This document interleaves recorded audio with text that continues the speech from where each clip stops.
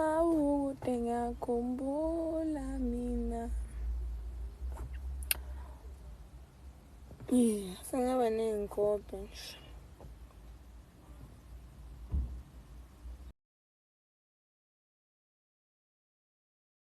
Ngeke ngathi nginey'gobha ngifake izazi.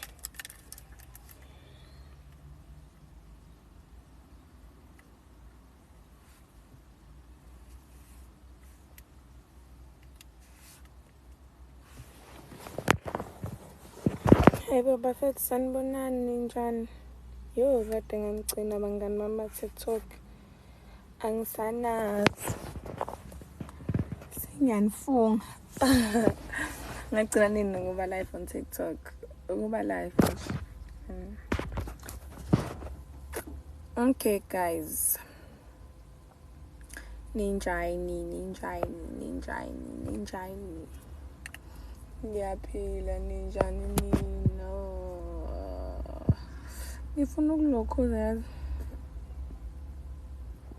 Bafethu, ngifuna ukuzokhuluma ngendaba yama-perfume. Ngifuna ukukhuluma ngayo indaba yama-perfume.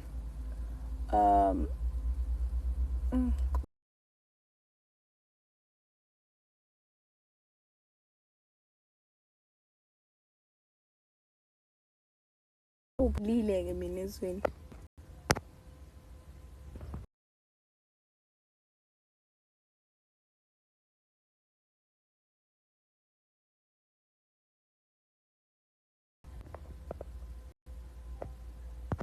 Khona umuntu ongifonelayo yazi.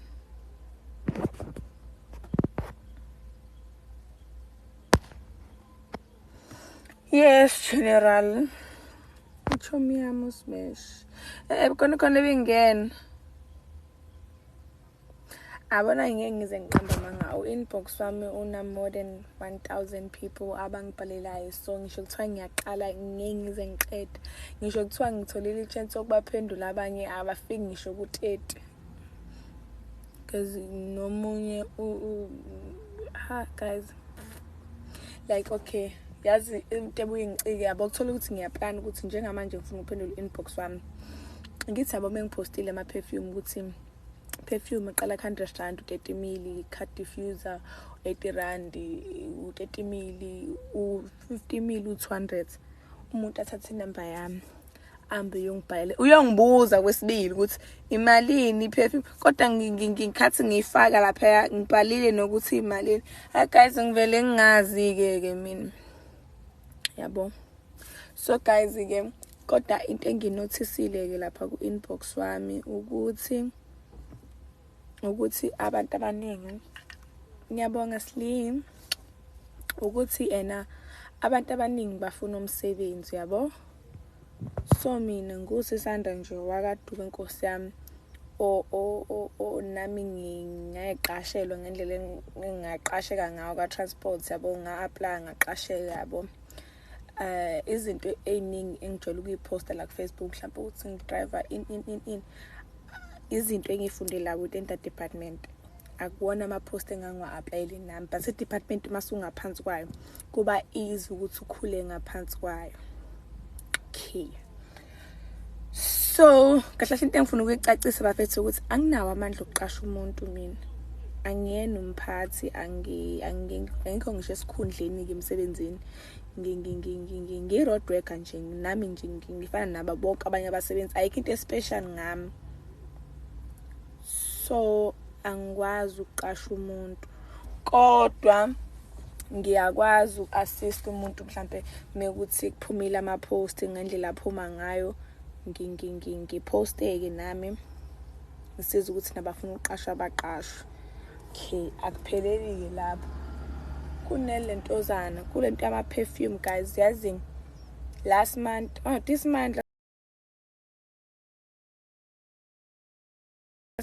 ngitlo 4,500. Angithi yabo lo 4,500 u-exclude i-commission lo 4.5, exclude yini lento igama layo, i-profits excluded.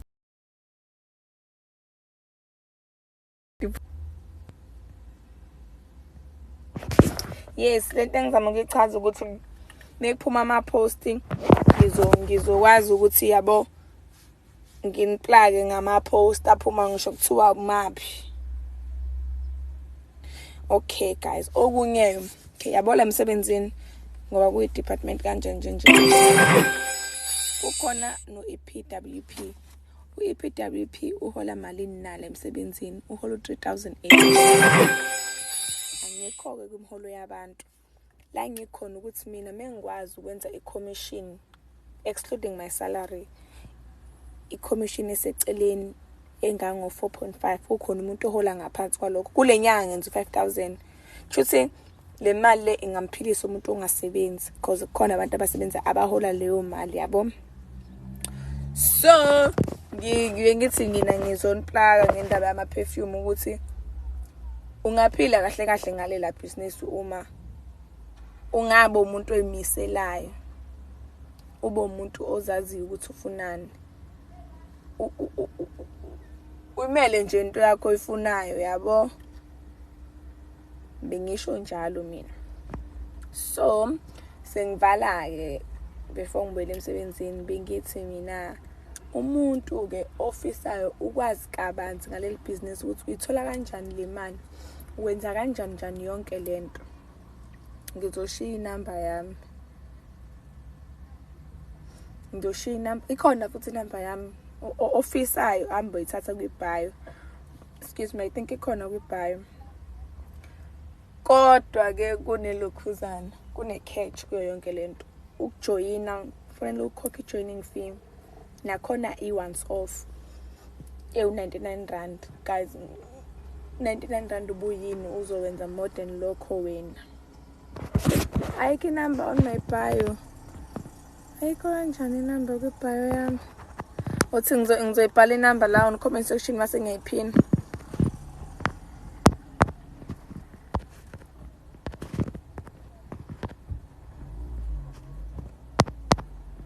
Zero 78 213 0377. Okay, sengiyiphinile-ke inamba yami. Okay guys, okunye njengoba ngiyiphina le namba, ngicela ungangibuzi into engahlangene nalento engiyikhuluma la. Kumele uyazi ukuthi wena ngibhalele kule namba usuno 100 rand kwi-account yakho vivile ukuthi uzokhokha ngawo i-joining fee. Yabo. So yeah guys, ilokho bengizokusho mina namhlanje ngoba nginikhonzile. Ngiyabona futhi ukuthi guys abantu abaningi vele ba desperate for umsebenzi.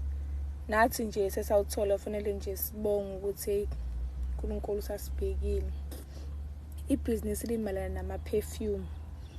Ama-perfume nje.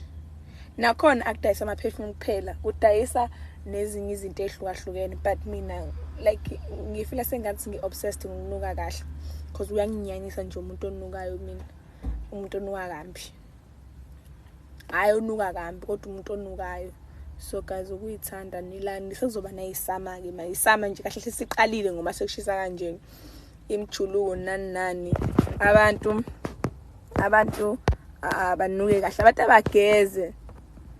Phinde ngiyayifaka inamba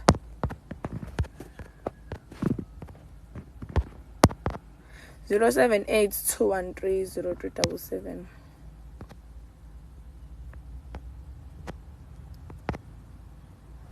Yes guys, sengiphinde ngayifaka ke inamba. Mawungafuna ukujoina uvele uthenge kuyenzeka. Ngiyabadayisela abantu abangathanda ukujoyina yabo. Kodwa phela nginami ngoba phela ngumuntu ngisuke sengi-edile imali encane ukuthi nami ngithola i-profit encane yabo. Lezi zinto engikhuluma ngazo ukuthi ama-profits nani. So ngiyakwazi ukudayisela mina ngisho ungajoinile. Kodwa uma ujoinile mfethu kulula kakhulu because i-perfume eyodwa u-30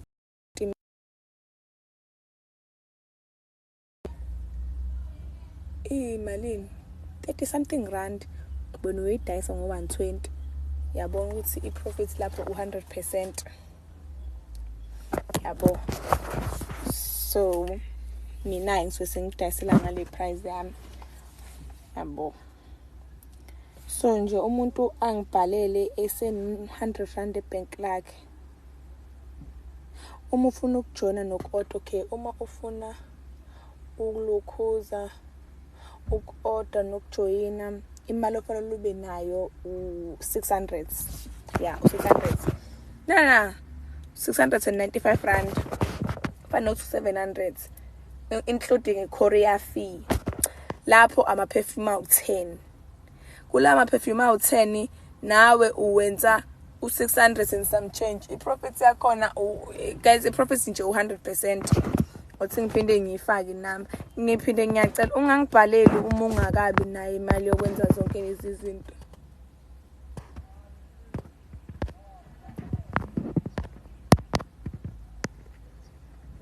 (078 213 0377).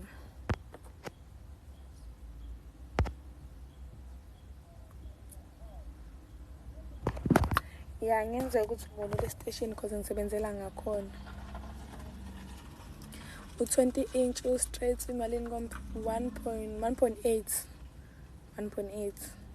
because u-30 lokhu u-30 yeah.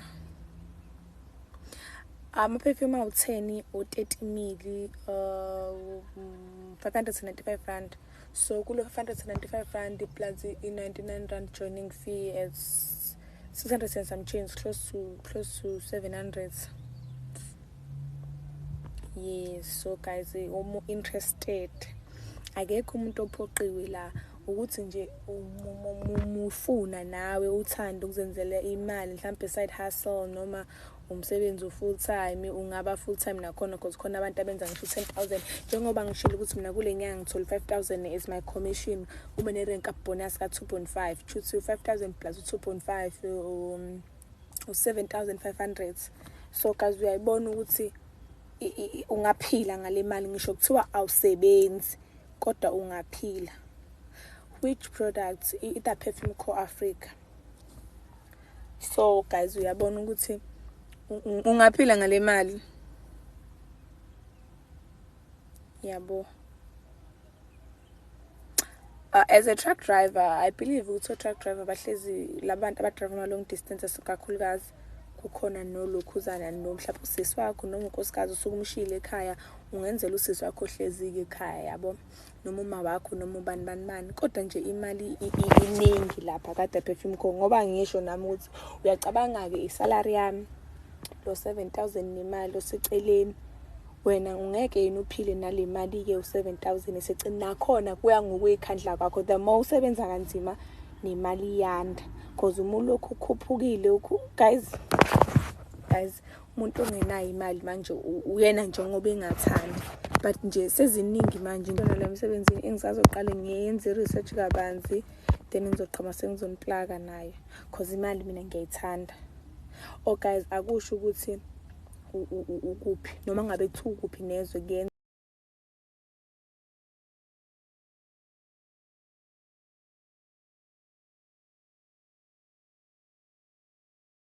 kuyenzeka ngiyaphinde ngiyifaka inamba. Guys, kule namba akufiki umuntu osenayo imali yokujoyina, osenayo imali yoku-order. Okay, noma ungakabi nemali yoku-order, as long as usujoyinile. 078 213 0377. So it's 078 213 0377. Iyona inamba yami le. Okay, so into ezoyenzekayo kubantu abazobe sebethe bafuna ukujoyina, bangifole lapha ku-WhatsApp. Ufika lapha ku-WhatsApp ami ngizokusendela i-link ye-group ade ngisanda kuyi-creator nje. Wabela ngifunela umphathi. Okay guys, ngicela ukubela kunini konke bangidinga lapha e-office. Kodwa yes, bekuyilokho.